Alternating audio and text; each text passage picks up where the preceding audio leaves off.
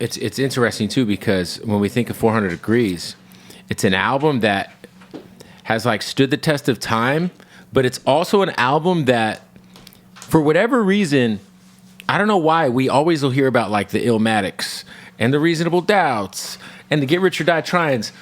But I feel like 400 Degreez has to be in that conversation more. I know it is to certain people, but it's like, it's one of those albums that's like up on the wall with like Good Kid, Mad City. And you know what I mean? Like it's one of them ones.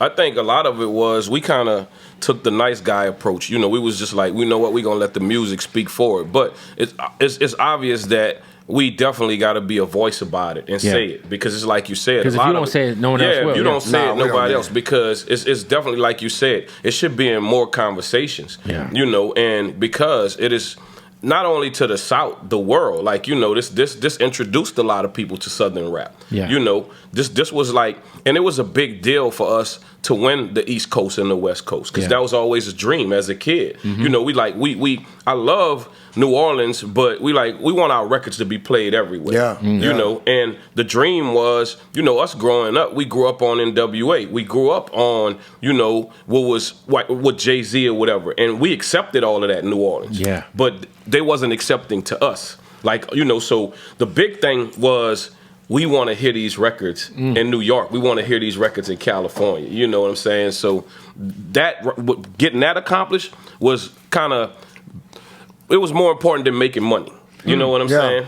And not just that, doing it and being who we are. Doing it, you know, at the same time, not changing who we are to get the attention from New York or the West Coast. Just doing our music and being who we are, staying authentic in that. I think that was the main thing with us. And then introducing people to the whole New Orleans culture, you know, the way we act, the way we talk, the way we dress. I think that played a big role too, because we not only change, I feel like we not only change the way people talk, we changed the way people dress. You know, a lot of people started wearing T-shirts and Jabos and Reeboks. I mean, I was wearing Averex because you guys. See what I'm saying? I had a fucking Averex leather I got from a Burlington Coat factory. Yeah. And I wore that bitch during the summer in Arizona.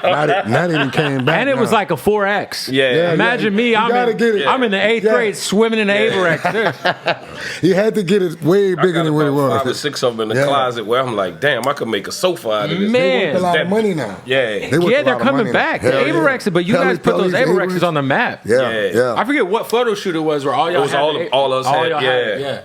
No, that shit. That was a Cash Money photo shoot with everybody, Hot Boys. We was on the handlebars and stuff. Yeah. You talked about kind of like wanting everyone's acceptance. You and Jay-Z had this like cool little run because he hopped on the Hot remix and then you were on Volume 3. Yeah. How important was getting Hove to kind of, because listen, to be fair, when Hot came out, Hove wasn't quite Hove yet. I mean, but he was still Jay-Z. You know what I'm saying? Yeah. In the South, man, in that time when Jay-Z, you know, when he jumped on the song, it was a great move for both of us. And I'm going to keep it real. Because I was going to say, you were probably hotter than Hove at that time. I wanted to break the ice in New York, and I'm pretty sure it was some grounds that he needed to cover in the South, because a lot of people where we from, we wasn't really on Jay-Z like that. I was a fan, though. The crazy thing is, me and Jewel was the only two in Cash Money who knew who Jay-Z was. When he jumped on the song, we was out our mind. Yeah, we was like, bro, man, that's it. We in New York now. That's, but everybody else was like, man, who's Jay-Z?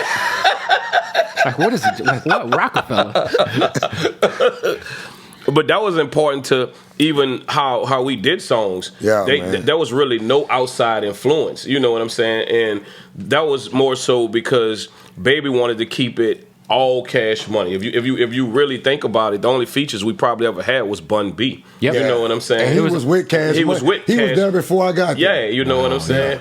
So that was the only feature that we had. That is true. It was only you guys on everything. Yeah. And so, but they didn't listen to outside music. They really did not listen to outside music. Like, you know what I'm saying? And I'm just like, dude, there's a whole world outside of this. They like, nah, dude, this shit gonna stay us. Yeah.